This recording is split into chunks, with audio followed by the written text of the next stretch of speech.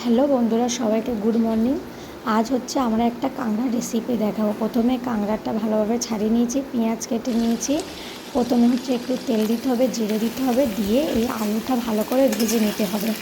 ভালো করে ভেজে নেওয়ার পরে ভালো করে একটু লাল লাল মতন হবে। ভালো করে লাল লাল করে ভেজে নেওয়ার পরে পেঁয়াজটা আলুর মধ্যে দিয়ে দিতে হবে।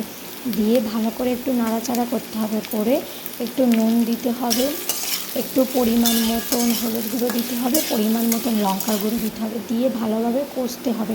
ভালোভাবে নাড়াচাড়া করে কষা হয়ে গেলে তারপর ওই ছাড়িয়ে রাখা কাঁকড়াটা ওর মধ্যে দিতে হবে। দিয়ে ভালোভাবে কাঁকড়াটা ভালো করে কষবেন, ভালো করে, কারণ কাঁকড়াটার মধ্যে অনেক থাকে তো, মানে ঘিটি থাকে তো, সব কিছু ভালোভাবে নাড়াচাড়া করে নেবেন। নাড়াচাড়া করে নেওয়ার পরে সামান্য একটু জল দিয়ে ভালো করে কষে নেবেন। সামান্য পরিমাণ একটু জল দিয়ে, সামান্য পরিমাণ জল দিয়ে ভালো করে একটু কষে নেবেন। কষে নেওয়ার পরে তারপরে পরিমাণ মতো আপনারা যেরকম কাঁকড়া নিয়ে আসবেন পরিমাণ মতন কাঁকড়াতে জল দেবেন। পরিমাণ মতন কাঁকড়াতে জল দিয়ে কিন্তু কাঁকড়াটা ভালোভাবে কিন্তু কষে নিতে হবে।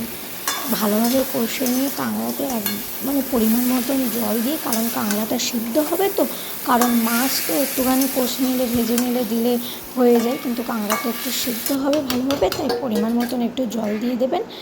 এখন চাপা দিয়ে দেবেন, দিয়ে ফুটবে। তারপর লাস্টে যদি একটু গরম মশলা থাকে দিয়ে দেবেন, ছড়িয়ে দেবেন, মানে একদম পুরো নামানোর সময় গরম মশলা দিয়ে একটু ভালোভাবে নাড়াচাড়া করে আর হচ্ছে কাঁকড়াটা নামিয়ে নেবেন। বন্ধুরা, এই কাঁকড়া রেসিপিটা ভালো লাগলে একটু কমেন্ট করবেন, শেয়ার করবেন আর লাইক করে দেবেন, সাবস্ক্রাইব করে দেবেন বন্ধুরা।